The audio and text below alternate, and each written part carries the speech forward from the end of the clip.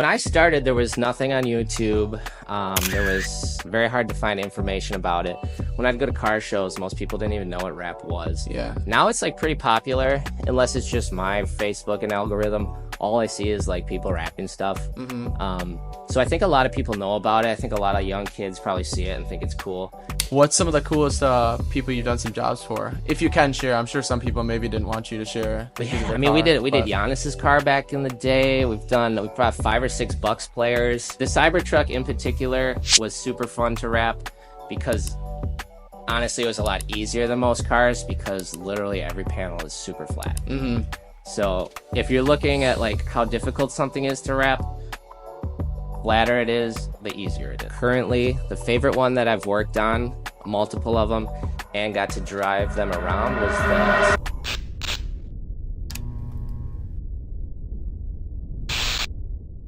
the... Yep. So what's up? I'm Andrew at Diamond Graphics. Welcome to the shop. Heck yeah. Yeah, so the new Range Rovers are very, very finicky with all their computers and all their hardware, whatever, lithium batteries. So usually when we bring a car in the shop, we unplug it or we put on a tender. But for whatever reason, maybe I don't have the right tender, or for whatever reason, we just do not unplug them and we make sure they don't die. Because if they die, we have to flatbed them to a dealer to have them restarted. And there's nowhere to just plug in a tender like you we learned normally that do the in a hard car. way. There is spots for it, but there's multiple batteries. And unless, like, I have a super good mechanic, and unless maybe you have to buy a specific lithium battery charger from Range Rover, which would make sense. They would do something like that. But we had one die and we had to flatbed it to a dealer. So now we just take precaution and make sure they do not die. Turn them on every day or two. Yeah, that sucks. 10 minutes, so. Whoever's watching the video, you can see this one behind me is sick. It's got like a carbon package on it. There's another white one behind the cameras that is pretty sweet. We were just talking about like the new ones and the cool package. And this one behind me is like a first edition or first one or something. So I'm not super familiar with Range Rover. This one is one of the most aggressive ones I've ever driven. I've driven like an SVR before. This one is SV Edition 1. So apparently there's only 600 in the world. Obviously, it's got a lot of exposed carbon. The inside's super nice. Even the badges are carbon, which is super unique. Yeah. But when you drive it, I drove it from the customer's house here. It like crackled and popped when you took it down the road, which for a Range Rover, I was kind of surprised. Pretty sick. So I would definitely rock that car. Do you do a lot of pickups like at people's houses, or do most people bring stuff here? It depends on the client. Most people drop them off. But if it's, if they have a special request or whatever, I'll go pick it up for them. Yeah. Sometimes people trailer them here, but that's kind of overkill if they live within the state. Okay. So just depends how busy the client is, how many cars they have, things like that. Yeah. If one person brings like one car, do they usually bring like other cars and have like a collection usually? I would say, our service is a little bit more high end. Obviously, it's not something you need. It's something you want to like kind of look cool. So you probably are a car enthusiast. You probably like customizing your stuff. So usually if a customer bring one car, they'll come back and bring their other car. Yeah. That's definitely happens quite often. Gotcha. Did it start with like all luxury cars, or let's take it back to like when you started the company kind of? So like day one, I was in high school and obsessed with cars. So I've always loved cars. As a kid, I was at like Hot Wheel cars. I'd watch like Pimp My Ride. Okay. Like West Coast Customs. That was my dream. That was my dream for sure. Got to high school. I bought an STI. I took the wing off and there was like holes in the trunk where the wing was. And my buddy's like, why don't you put some vinyl on it? I had no idea what he was talking about. I didn't know what it was. So I Googled all around where to get some. Again, this is like 10, 15 years ago. So there was no vinyl shops around. So I bought some vinyl on eBay and then put on my own trunk. So that's cool. And then my friends would ask me to do it. So just kind of started from there. Went to college for like 2 years just because I thought that's what you were supposed to do. Yeah. And then I started a Facebook page, called it a business, and I kept getting like leads from it. Okay. But it was mostly just like hood wraps. So on like a white car, make the hood or the roof black. Oh, okay. So I did a ton of those forever. How pretty much where I started. Yeah. Just doing the roofs and the hoods. Yep. How'd you get like a gauge for like quoting and stuff? Because I know with business owners, like when they start, like you don't know what to price your services at. Yeah. Honestly, when I was first starting out, I had no idea either. Yeah. Now, if you're into wrapping, it's much more popular now. So you can go online, you can look at other shops, you Okay. can look at YouTube tutorials. Back then, there really was not a lot of information. So I just charged, I would guesstimate how many hours it would take me and Okay. material and just base it off that. Okay. But one thing I think I did correctly was I always kind of charged a premium, but then made sure the work was quality and Okay. kept that standard going throughout the whole process. So, Gotcha. And yeah. did you start just at your house where you grew up? Yeah, Yeah. I mean, I was like I said, I was in college, so I didn't have a garage. I would go to other people's house. I would do mobile. So I would Oh, go to okay. their house, wrap the roof. And then when that started taking off a little bit, I made like business cards on Vistaprint and I'd go to every single dealership and just tell them Oh, what I did. So I did a lot of dealership work for a while, which made me look legitimate, I guess, in the eyes of other dealerships. Because once I got one dealership, I could be like, hey, that dealership's doing this. Why don't you do this as well? yeah. Because then they can upsell it. Huh. So that's where I started, was pretty much all the dealerships on like Highway 100. So would you go to them and do all the services or just Yep. like, So we would do it in their wash bays. They would bring okay. cars. They're like, all right, we got two Lexuses. They need black roofs on them. Huh. You know, we would charge them $300 usually, Yeah. and then they would put it in their lease agreement, whatever, and they would charge 600 for it. Gotcha. So it's So like a win-win for both of us. right. But yeah, I always traveled. I never had a shop until recently. Okay. And let's talk about like getting the shop. What was the decision to get the shop? Also, okay, so I started mobile, like going everywhere, going all the different dealerships, people's houses, and that's fine. There's nothing wrong with that, but every condition or every garage you show up is different conditions, different Yeah. temperature, different lighting, different Mm-hmm. how dirty it is. So then I would meet other car enthusiasts, business owners, whatever. So then I went to a Jeep customization shop. That was a big mechanic shop, and they gave me a little area to work. Ah. Nothing wrong with that. That was a good start. But it was very dirty because it's like a mechanic shop. Right. So there's dust everywhere, Dust flying, that kind of yeah. stuff. So from there, then I subleased out of a detailing business for probably about 5 or 6 years, maybe even 6 or 7. But that worked out very well because they had a very clean shop. They did detailing, so everything was like real pristine. Uh-huh. But from there, so when I first started, it was just me and my buddy Joey, who we kind of started this in college. I spearheaded most of it, but he was always there.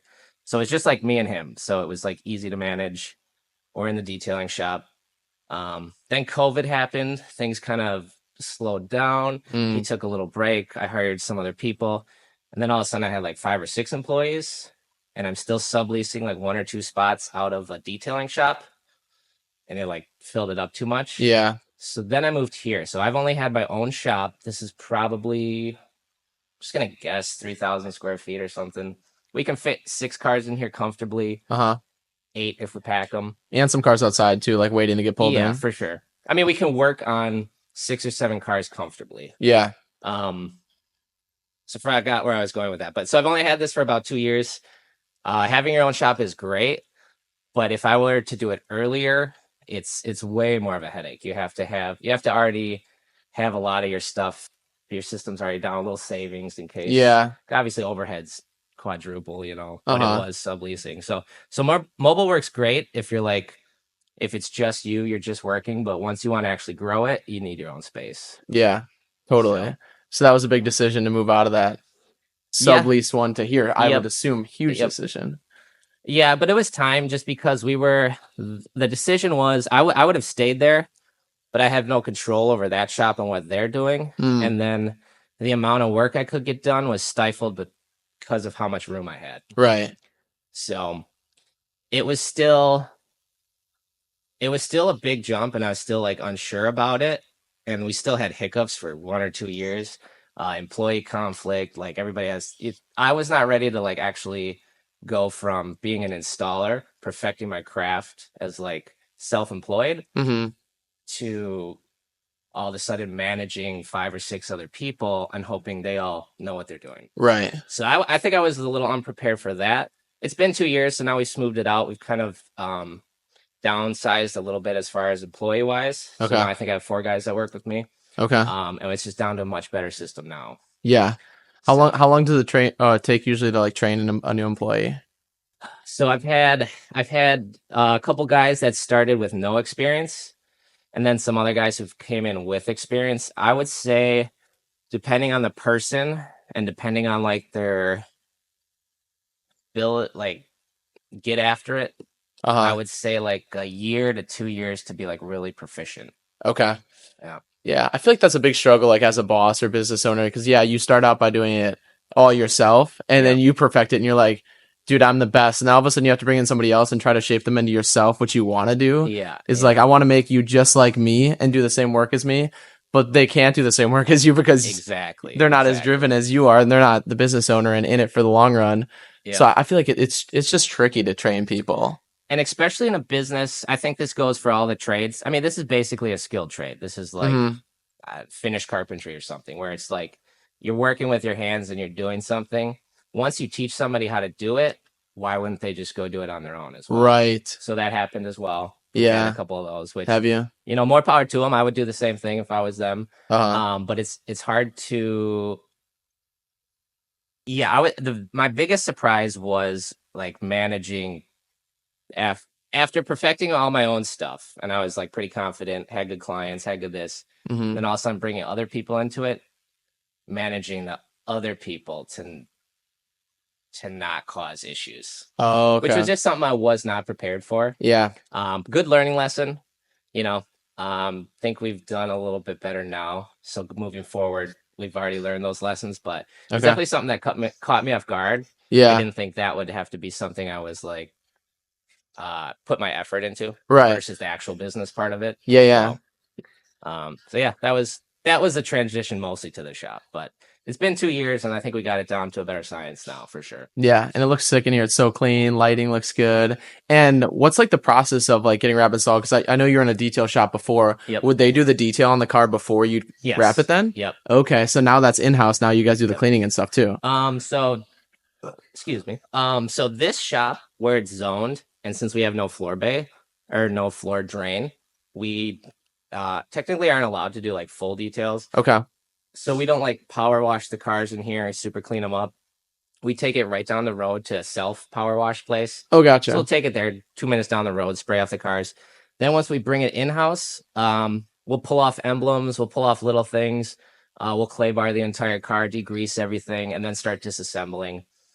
So the main detail, like the power washing, everything is done right down the road. Okay. Then we bring it here, and then we do panel by panel, all the prep and all the disassembly here. Gotcha. But a lot of the actual amount of work for a vinyl wrap job is just the prep Yeah. for sure.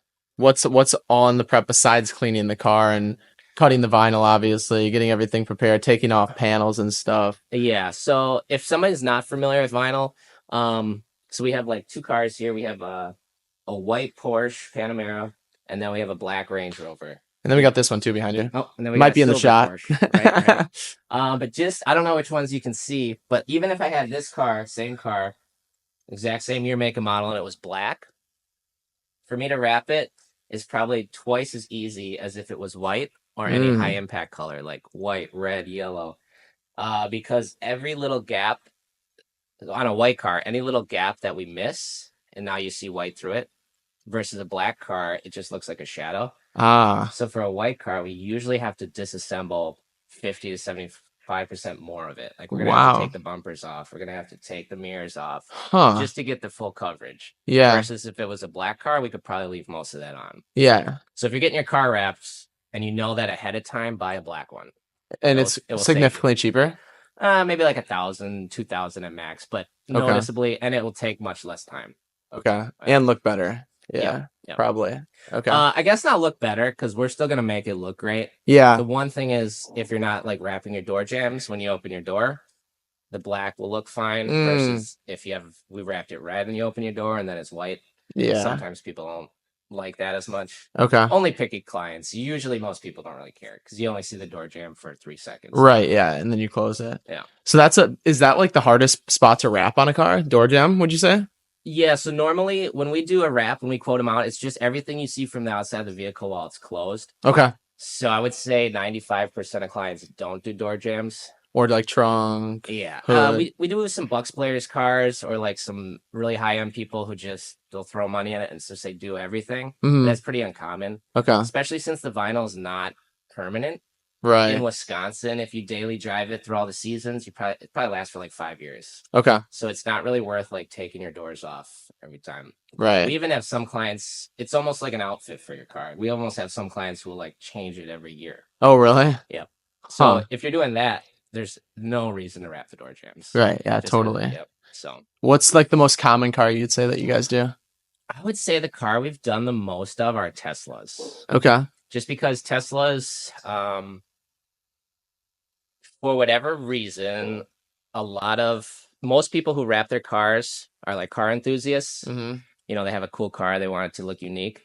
Otherwise, people who buy Teslas, they know they're buying something a little bit different, and it only comes with so many options, and you can't add an exhaust on it. Right. You can only do so much. So changing the color of it is like a super easy way to just have it personalized. Huh. So we do a lot of Teslas here for sure. I would have never thought about that. Yeah, because I got the front of mine done and the front of my mom's done just like that little bit, just to Yep. be different. Yep. Because I see so many Model X's and they're just all white, and it's like mine's a little bit different with just like a little bit of teal. Yeah, exactly. It just makes it look cool and stands out. Yeah. And you recently did a Cybertruck we were chatting about before the podcast started. Yep. Yep. Talk about that a little bit. So I'm a super big fan of Teslas. I don't have one. But just because we wrap so many of them, and they tend to be a little bit easier because they're made like flatter than, let's say, like a Lamborghini, which has a lot of edges. Yeah. So the Cybertruck, it's kind of cool to see where wrap is going because the Cybertruck doesn't even come painted. It's just that exposed metal. Mm-hmm. So I think Elon even said, someone asked him about it. He said, well, just get it wrapped. Right? Yeah, if you want to color, yeah. Yeah, you can't paint it. I mean, maybe you could. I don't know, but I haven't seen anybody do it yet.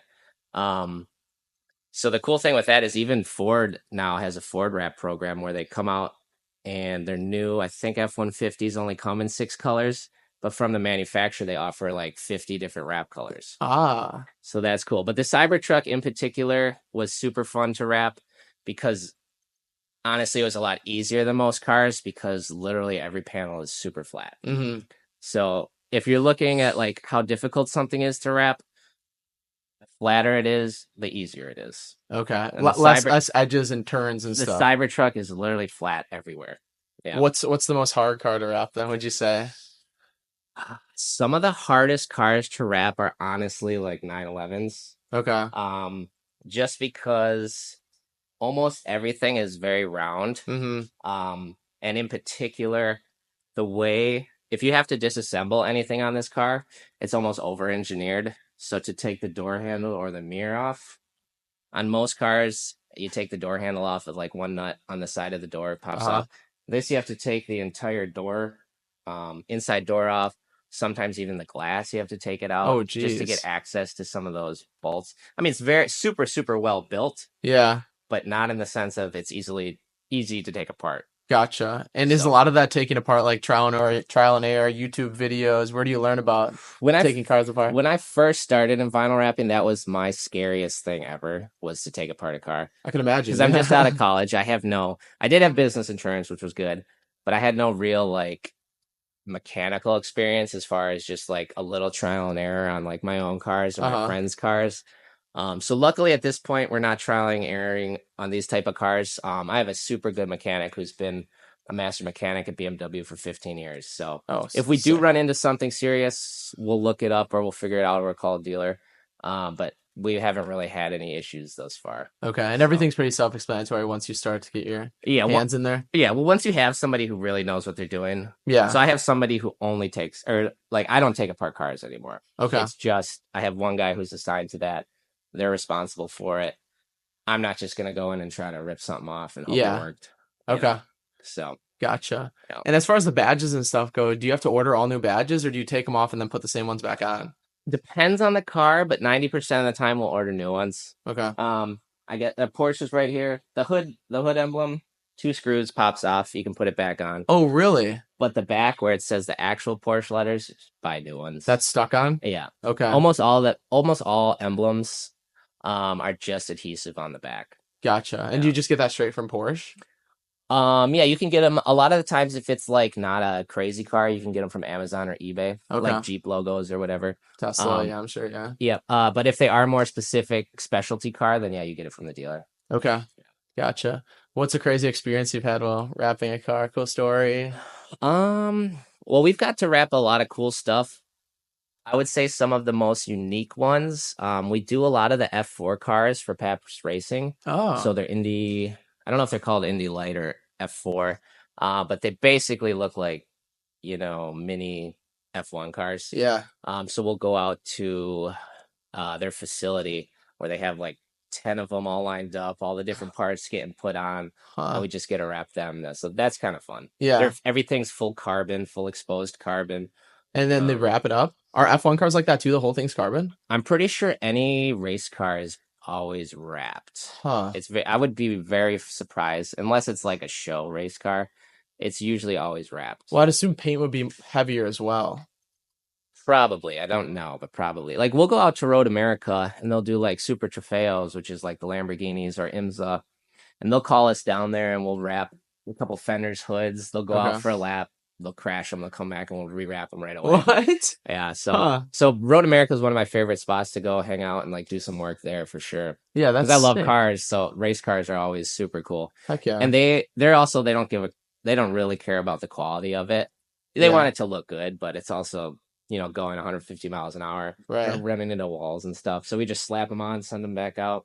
Huh. So So do they order those vinyl wraps? Like I'm thinking of like a wrap. It probably says like sponsors on the side of that. Do you guys do the designing of that too, or do they order the vinyl and then you just put it on? so usually with race cars, unless it's fully printed, normally it's just they'll have like two different, like let's say the race car is three colors. They just have three rolls of that color vinyl, Okay. and then all the stickers are separate. So it's Ah. just color, color, color, sticker, sticker, sticker. Okay. Yeah. So Huh. most of the time, that's usually what race cars are. Gotcha. Unless you see it and it's printed and it's like a full, I don't know, American flag or like a big eagle or something. Like a NASCAR probably or something. It's Yeah. probably the So full wrap. NASCAR, yeah, exactly. Huh. But I guess a lot of the stuff at Road America that we specifically do is just multiple layers of different colors. And then stickers on top for Yep. sponsors and Sponsor stuff. stickers here and that. Yeah. Gotcha. Yeah. Okay. What's the benefit of choosing wrapping over painting? I mean, they're two totally different things. I guess what I tell um people that call me with like old custom classic cars that they're like rebuilding from the ground up and they Uh, want to wrap on it, I just tell them it's not worth it. Honestly, if you have like an old car that you're restoring and you want all the door jambs and you want everything perfect and you want a thick clear coat, just mhm. go get it painted Yeah. because that's going to last forever how long you take care of it. Versus if you buy a brand new Lamborghini and you don't like the color, don't get it repainted. You're going to kill the resale value of it. Mm, It's going to be a fortune, right? So in that case, wrap it. okay. So it's almost like an outfit for your car, something custom. And again, it's not permanent. So if you Right. like to switch it up a lot, Yeah. that's the advantage over wrapping. But it doesn't necessarily replace paint. But I think for like the newer cars, it's going to become more and more popular. Yeah. Yeah. Totally. So Yeah, I I would can say see that. honestly, most of the cars we wrap are usually a little bit newer. I mean, everything in here is brand new. Pretty much, yeah. Pretty Yeah. much. Yeah. The new Range Rovers. Yeah. Those are pretty new Porsches. That's like a E hybrid one or something like that. Yep. Yep. Huh. That's very, very cool. Yeah, Yeah. it's all new stuff. Because I was wondering, old cars I would assume are harder to wrap too because there's probably rust on them or something. Like you need that smooth, fresh Exactly. surface. Exactly. So I mean, we will wrap whatever. I mean, we're not like we don't care if you want it wrapped, we'll wrap it. But I've Yeah. just give the client a realistic expectation. Mm, So an older car is also a lot harder to prep because it's way more dirty. Not even on the outside, but all the little cracks and seams and everything are uh, just super caked on with dirt because it's some like in between a bumper or something. No one's ever gonna clean there, mm, literally ever. yeah. Um, but honestly, if you do have a car, like I have a 2012 Volkswagen, right? So if you do have a like car you really do like and want to bring it back to life, it's not a bad option. Right. Just depends on your price point, what you want to put into it, and what you're expecting out of it. Gotcha. How do customers usually find you guys? Do you know? I would say I lucked out because I started this. I'm gonna say just about 10 years ago. I made a Facebook page, called it a business. Yeah. And that was before there were really any other wrap shops in the area. Okay. So we kind of got a little bit of a social media following. Mm-hmm. I would wrap my VW and go to every car show I could and just like hand out business cards, meet everybody. We do the Milwaukee Auto Show. So at this point, I think we kind of have a little bit of an established, like, people kind of know us, word of mouth, things like that. Yeah. But honestly, without social media, I don't think I would have started this business as easily as I did. Huh. So yeah, kind of give you that jump start. Yeah, I didn't even make I just had a Facebook page. I didn't even have a website till like 4 years ago. Really? Yeah, it was just all through Facebook and Instagram. And would people just DM you or call you? How would they get in contact with you? Well, I made the Facebook page like legitimate. You know, I had my number on there, so I would always get phone calls and things like that. And then once you go to dealerships and give them your cards, they would start handing them out and this and that. So it was a lot of word of mouth and just getting to know the right people, a lot of networking, things like that. And then once they would find you and look at your previous work, then they would, you know, legitimize you that way. So do you guys still do some of that work for the dealerships or not anymore? Honestly, owning my own shop, I can't really afford to go and travel and do a dealership work. Yeah. So I've kind of cut that part out, but they still all have my contact, and now they'll just send stuff here if they want it. Okay. So yes and no, much less. But we get a lot of referrals from Porsche. That's probably the biggest one is the Porsche dealerships, just because it's right down the road. Okay. But, yeah. And people buy new one. Yeah, we will do dealership work, but we just don't travel for it anymore. Okay. Gotcha. Yep. What was the branch out? Why didn't you just keep doing all dealership instead of bringing customers on their own, bringing their own cars in? It's just more. We can take a little break if you want. No, you're good. You're good. Yeah, you're fine. Okay, cut it. But I would say the dealerships, it's just more convenient to work out of your own shop because you can control the variables. Okay. So I know the temperature here, I know the lighting here, I know my tools are here. Yeah. So if you want a really good quality install, you do it here. Okay. Versus that, if I have to travel, I don't know what condition the car is in. I don't know what area am I installing it in. Right. Things like that. Would you bang out a few at once at each dealership, or would it be usually like one? Okay. But I wouldn't. Yeah, I cannot wrap a full car at a dealership. Again, they're always the smaller jobs. It's usually like the most common we did was the black roofs. We did. Okay. Probably did like 300 black roofs at like Lexus dealership throughout a couple of years. So every time I would see a Lexus on the road and a black roof, I'd always go like, "Oh, we did that." Yeah. So because none of them come factory like that. This was back when I first started, so I'm sure they do now. Yeah. But back then, I knew which models did not. Like the nicer models with like the panoramic roofs would. Okay. So they would make their like lower end models look like the nicer models. Yeah, like this Range Rover. So like, even that's not wrapped. No, so that's even this two-tone. Yeah, even this Range Rover has a black roof. That Jeep has a black roof. Yeah. This Porsche has a black roof. So now it's common. This Porsche has a black roof. Yeah. So now it's like a no-brainer. It doesn't even look that odd. But back then it was not as popular. Right. So we'll have like this Range Rover. It's all white with a black roof. So we'll have other companies like a Ford Expedition, and then they'll want to copy that top half black, just to give it that little bit more luxurious look. Yeah, that two-tone look. It looks way better because I see some Range Rovers and they have that white roof and it just looks terrible. I'm like, wrap that white or black. I mean, it needs to be two-tone because it just looks bad, especially when the pillars are black and then you get to the roof and it's white. It's like, what? Yeah, you got to go black with that. So that's where we started. It was pretty much that. Gotcha. But now it's so common. Right. It's cool. Yeah. Everything has black roof now. Yep. Yeah. Huh. What's some of the coolest people you've done some jobs for? If you can share, I'm sure some people maybe didn't want you to share. We did Giannis's car back in the day. We brought 5 or 6 Bucks players. We did a couple Brewers players. The car behind us is the wife of an NFL player. So we've done a lot of local business owners that I would have never know. So a lot of just like interesting people who have nice cars that want some stuff done. Yeah, heck yeah. So it's pretty cool. That is a cool aspect that I didn't even think of. I just loved cars. I loved working on cars. I never really thought of all the cool people we get introduced to as well. But that's definitely a plus for sure. Oh, heck yeah. Now you've done some boats too. Yep, we're doing boats. Now we're kind of expanding into design and printing and commercial work. Okay. So this is all like custom high-end cars, but what if you got a Ford F-150 and you have a plumbing business? You want Mm-hmm. it to stand out. You want your advertising, your logos and stuff on the side. Right. So we kind of we're transitioning into that a little bit more as well. Okay. Just because it's cool. I can wrap this guy's Porsche, make it look beautiful. But if the guy down the road who's got a construction business has 15 Sprinter vans, that job's probably going to pay out a little bit better than this one. You know what I Yeah. mean? So, Right. So do you order that would be order the whole piece of vinyl that has the sponsors on it or like their business yeah. and stuff? So for color change, you buy the film and it's just one color. Right. For commercial work, you buy a white roll and then you print whatever on it. So those are Oh. totally, yeah. So you run it through a printer or do you put Yep. like okay. So right now we don't have a printer. We just hooked up with a company, um, 30 minutes down the road, Vinyl Graphics, Peta Vinyl Graphics. He has three full-time graphic designers, and then they have like three or four printers that are running all the time. So they're a production like Okay. facility. So that's what they specialize in.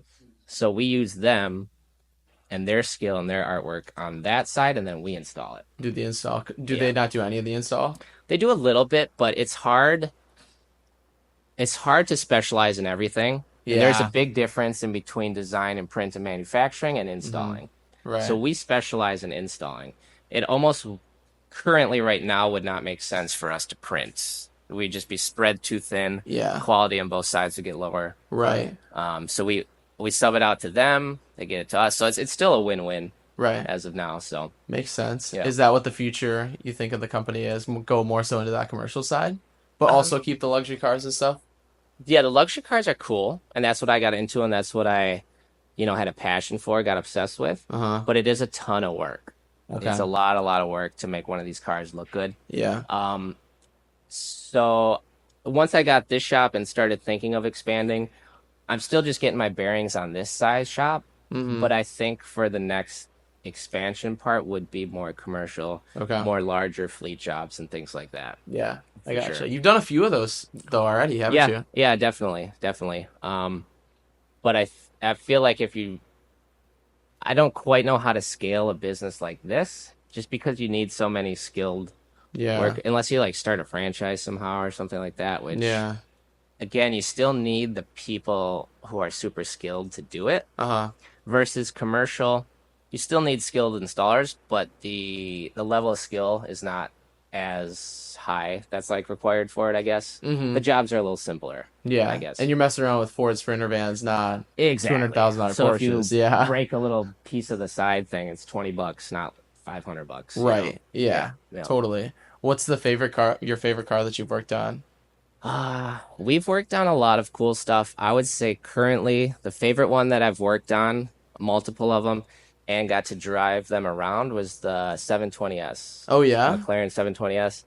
Just because we've had three, four, or five of them in here for reps, and the customers let me drive it, like pick them up from their house or drive them around, or even just he's like, just go take it, see what it's like. Uh-huh. So I've driven a couple of those, and out of everything I've driven so far, that has been like the craziest car I've got to just whip Huh. around for a bit. Like handling, It's fast just speed. scary. Really? I mean, the thing I like about the McLaren is you have a super good visibility because you're sitting in kind of like a dome, so you can see the road. Okay.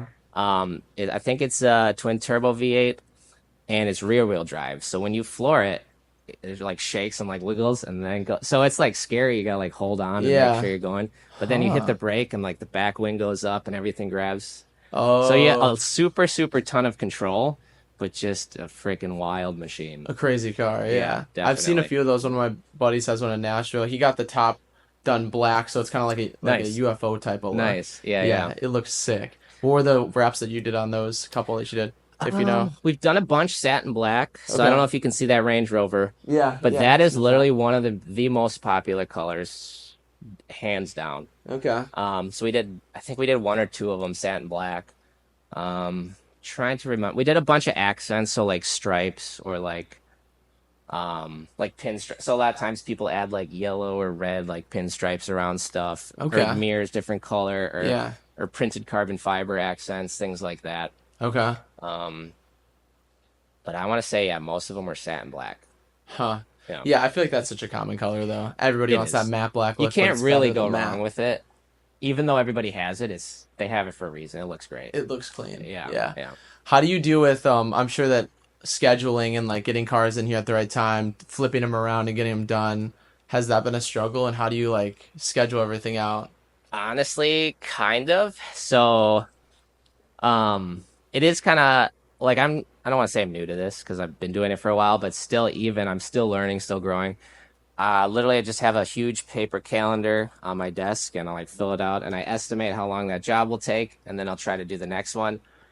But most of the time, jobs will take a little bit longer than we think, and so Mm. then it's super easy to get backed up, Yeah. and then everything gets pushed back. So I've been working on that to get stuff out on time for sure. Okay. But it's hard to estimate how long a car will take if you've never done it before Right. because it just has so many different variables. Yeah. But again, then if you switch that to the commercial side, like a Sprinter van, that's pretty cut and dry. You know what it's going to take. Mm-hmm. So Yeah. it's just with this custom, like high end cars, because they're all a little bit different in their own way.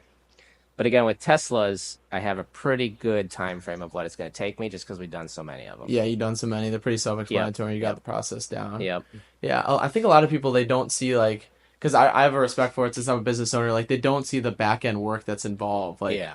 with running a business, like you're scheduling people to do the cars. Mm-hmm. You're scheduling the customer to bring the car in. Yep. Now you got to flip it around, and now somebody's complaining that their car's not done in a week. Yep. Like there's so many variables that people don't get to see from the outside. Yeah.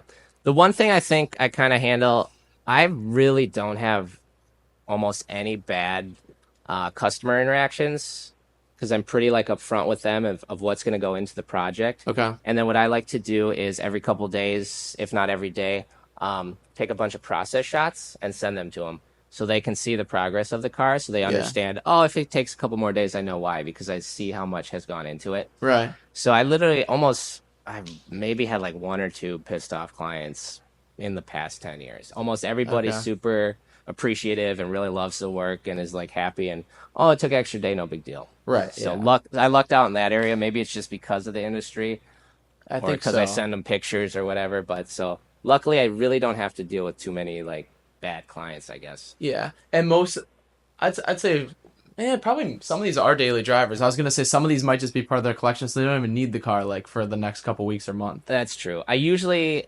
now I know what to ask. A lot. I would say 50-50. I would say half of them are daily drivers. Okay. But when a client drops off, I ask them, okay, so this is your drop off date. This is when you get it back. Is this your only car?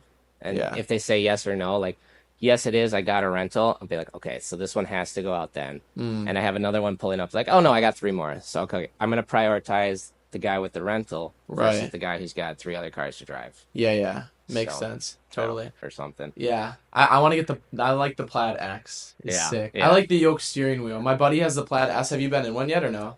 I've had a bunch. Yeah, yeah. Yeah. Have you Um, drove it? yeah, but I didn't launch it Okay. because I've like driven customer cars around a lot, but I've never launched them because I didn't know how to do it. Okay. So I would drive it and then just floor it. Yeah, and it's It's nuts, crazy, right? crazy. Yeah. It like literally Like, makes hurts your my eyes go head. blurry. Yeah. I'm like, oh. I know. I was in my buddy's and he's like, "All right, you ready?" And I was just in the passenger seat. He's like, "Woo!" It's like a roller coaster. Yeah. It's insane. And I just had so this body style, I don't know what it is even, like It's like kind a of like a hatchback. wagon. Yeah. Wagon. The Taycan, the electric version Oh, of this. yeah. I whipped one of those. That was painful too. I was Really? like, Huh. yeah, it was sick. I don't think I've ever been in one of those. I've heard they're fast as well, though. I mean, it's probably very comparable to the X. I Yeah, would assume. I think so. Just a little more refined because it's a Porsche, but Mm-hmm. Yeah. So clean. I love it. What's one of your dream cars that you want to buy in the future then? I would say like so I've had a STI which was super fun. I've had like 4 or 5 GTIs. Now I have a Golf R. If I had some extra cash, right now all my money's going into the shop, into the business, but Mm-hmm. in a year or two, maybe once I have some money, I would probably get a Porsche, Okay. probably a Cayman or maybe like a Lotus. And then once I get some actual money, maybe get a McLaren probably. Okay. Or a Lambo. I always Yeah. like Lambos. You know? Do you like to like tune them up then too? Yeah, I mean, my Volkswagen I always like stage 2. Yeah, I like them loud and Okay. obnoxious colors. Put some wheels on it. So yeah, if I could have a McLaren and tune it up a little bit, that would be pretty wild. Yeah, that'd be nuts. Definitely. Yeah, that car's Definitely. insane. Yeah. We were just talking about kind of like some advice. What would you have for people maybe that are starting a wrap shop? Some Yeah, advice well, you'd have for 'em? so now when I started, there was nothing on YouTube. There was very hard to find information about it. When I'd go to car shows, most people didn't even know what rap was. Yeah. Now it's like pretty popular, unless it's just my Facebook and algorithm. All I see is like people rapping stuff. Mm-hmm. So I think a lot of people know about it. I think a lot of young kids probably see it and think it's cool. So if I was like starting out or giving some advice for somebody who's just starting out, um, I would just buy some cheap vinyl and like play with it, see if you like the process of it, and then check out the different manufacturers like training classes. Okay. So like 3M has a training and certification class. Avery Dennison has a certification class. Go to some trainings, see what it's about, see if you like it. Mm-hmm. And then if it is something you are really interested, again, just keep at it, get obsessed with it, keep working, keep practicing. I'd practice on your own car first for sure, Yeah. because if you go to a bad wrap shop, you can damage a car pretty easily. You can have knife marks, you can have broken pieces, you can damage a lot of things. So practice on your own car, and then start out with some of your friends' cars. Then take some trainings, things like that. Mm-hmm. And then they have like RapsCon, they have SEMAs, so they have big events that are industry specific where you can go meet all the different installers, different manufacturers, Mm-hmm. different trainers. So you can get a lot of information from those. Yeah.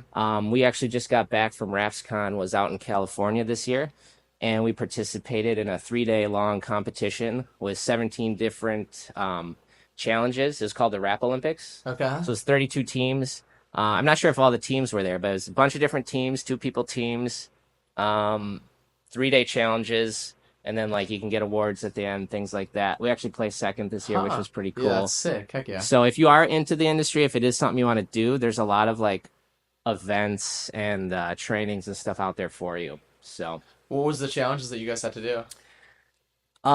so there were, like I said, I think there were 17 different small challenges over 2 days.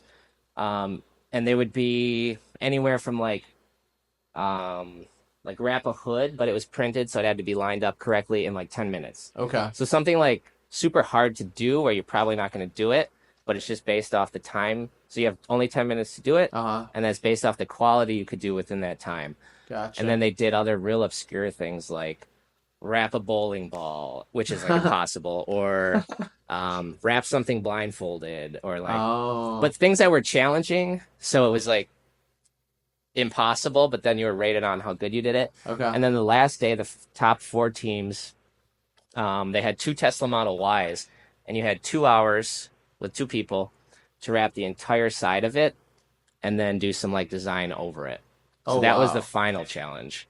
Oh So wow. we placed second on the first 2 days, and then on that last challenge, that 2 hour Tesla challenge, we again placed second. So it was pretty cool. We won a bunch Yeah. of free like rolls of film and tools and things like that. But it's Okay. just a Sick. fun experience overall. Yeah. Heck yeah. What was the design you guys had to do on the side, or what you chose to do? So it was up to you. So we did the whole thing in like a satin blue. Excuse me. And then we did like green accents, so it kind of looked like the Scooby Doo van, where Okay. it's like blue and green. And we did some like weird stripe on the front. We wrapped the headlights, we wrapped the mirror. We did the chrome delete in like the green, just for like some contrast. Yeah. Some of the other teams they did like a flame on it, or some abstract stripes on the side and things like that. So Gotcha. it's just really up to the team. And again, they didn't tell us that until we got there, so we didn't know. So it's not like it Right. was pre-planned. Yeah. And you're like, go, go, go, go, go. So you just have to make something up cool and do Yeah. it as fast as you can. Heck So yeah. That's awesome. yeah, it Well, was fun. congrats on that. That's sick that you Thank guys you. got Yeah, it was second. fun. Yeah. Heck yeah. All right. Let's do a few questions. I'm gonna come up with 5 off the top of my head to All wrap right. it up. All right. Just quick ones. Favorite place to eat around here? Ooh, so I live in downtown Milwaukee. I would say my favorite spot to eat is Uzzo's, which is a um oh wow. I was gonna say Italian. Greek. Okay. So Uzzo's, Greek place, best gyros, like super classy Euro place. Frank owns it. Great atmosphere, small little tucked away, but super, super fancy, or not fancy, but like classy. Perfect place for a date or just to go like grab a meal after work. So Huh. Awesome. What's a hobby you have that we wouldn't know about? Besides cars, Yeah. I really like to snowboard. I go out west every year with a group of guys. We'll hit up one of the big mountains out there and go Sick. do some hikes to the top and try to Okay. make our way down. Heck yeah. That's awesome. Yeah, When you were younger, what did you want to be when you grew up? I literally wanted like my own West Coast customs. So Okay. I think I'm like a quarter of the way there. Yeah, you're pretty close. This is sick. We'll get there eventually. Yeah, heck yeah. Yeah. All right, what's your favorite car brand then? McLaren, maybe? Car brand. I really like, after taking apart a bunch of different cars, I really like German cars. So Ah. Volkswagen and Porsche. I'm probably biased because I have a Volkswagen, Mm-hmm. but just the way it's put together, I Okay. guess. I guess like top tier, I love like Pagani, and I love Koenigsegg. Have you done either of those or no? No, no, No. Okay. not yet, but we'll get Yeah, there. that'd be insane. I don't even know if there's any in Wisconsin though. There is a Pagani from the owner of New Glarus because Oh, I've seen it at Road America. huh. Yeah, That's nuts. so I just saw. eventually, I was gonna bring it up. Sorry to cut you off. I yep. just saw at that Kearns in Johnson Creek. Oh, they have crazy They have stuff a there. Chiron Per Sport in there right now Oh wow, for 4.7 million. wow, Isn't that insane in Wisconsin? that's wild. A Yeah. Bugatti Chiron Per Sport. I was like, no way. My girlfriend sent it to me like a TikTok, and I was like, that's in Johnson Creek. Like that's in the middle of nowhere in Yeah, Wisconsin. yeah. They have crazy Yeah, cars. I've never worked on a Bugatti for sure. Okay. Never. Oh, I've worked on almost all nice cars like Ferrari, Lambo, McLaren, Uh, Bentley. Never Rolls Royce, never Bugatti, and never like Koenigsegg or like any of those other crazy ones yet. But okay. they'll show up if they're even in the state, maybe. Yeah. Yeah, and I feel like people that own the Rolls Royces and stuff might not get custom stuff done to That's true them. too. Like they Yeah. just want it stock, like with all the crazy They probably options. already picked everything they wanted Right. anyways. Yeah. Yeah, Yeah. exactly. It's all so custom. All right, last question. We'll wrap it up with advice for just any business owner, somebody that's starting out, like Yeah. myself, young person. True. I mean, I've always kind of been a little bit out there, want to always do my own business. Like even as a little kid, I would like sell rocks on the end of my driveway to like people that would walk by. In college, I started this, and I always did like affiliate marketing or just anything to like do my own business. And I think the best advice is just kind of get obsessed with it, learn as much as you can, and then meet other people who have done something that you think you could learn from and Okay. get some advice from them. So Heck yeah. yeah, it's Awesome. just all about networking, honestly, and just keeping a good attitude and always trying to keep learning. Yeah, totally. Yeah, Yeah, it's all who you know, I think, yeah, especially in business, because word of mouth gets out and then it's like yep, spreads like wildfire. yeah, absolutely. What about you? Yeah. I don't know much about your background with business. Yeah. Obviously, been doing a lot of good stuff. This podcast is pretty cool. Uh-huh. So, what has your journey been, or what advice do you have from where you are at now? Um, I'd say advice for younger people. There's so many people that just want to, I feel like, find like an easy like way or easy fix. It's not gonna happen. Yeah, it's not gonna happen. But and there's no blueprint for each individual like person. Like you, like I couldn't follow the exact path that you did to start this wrap shop. Exactly. Like Yeah. somebody that goes off on their own, like somebody that you trained, they can't start a Diamond Graphics. Yeah. They might start their spin-off, but they had different experiences, different mentors along the way, Yep. different people. They maybe made the wrong choice financially or something. So I feel like everybody's situation is unique. So I think my advice for young people would be like find your Yeah. path. Yep. Don't try to blueprint somebody else's. Yeah. And I think with the podcast, I kind of started it because I wanted to find that blueprint like so many people want to find where I wanted to talk to somebody and then all of a sudden be like a click of like I'm gonna do that path. That's the blueprint. Like I want to follow exactly what you did, Yep. maybe in a different industry or something.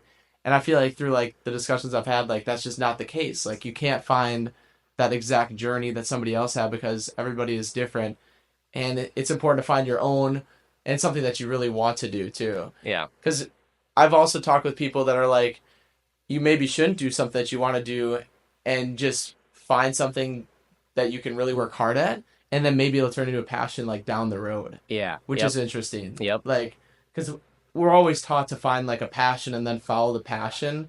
Whereas a lot of people I've talked to are like, you got to find something and then you make a passion out of it from working hard at it. Yeah.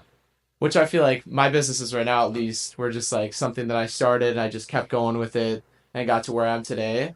But they really weren't like super planned. Yeah. I didn't have like a 10-year roadmap. Yeah. It's like I Yep. started it. Now I'm going to do this. I'm going to do this today. And it's like flying by the seat of my pants. Like Yeah. just doing a bunch of random stuff. Yep. So I feel like, yeah, advice for young people is find your own thing. I think is super important to find like a path that's unique to you. Yeah, I definitely. think for sure. Cool. Yeah, heck yeah. Well, that's a fun podcast, Cool. dude. Yeah, thank So you. fun. Thanks, Andrew. This was cool. This was my Heck yeah. first. I really enjoyed it. Yeah, and Yeah, thanks for doing the cars and the boat. of They look course. sick. Of course. Heck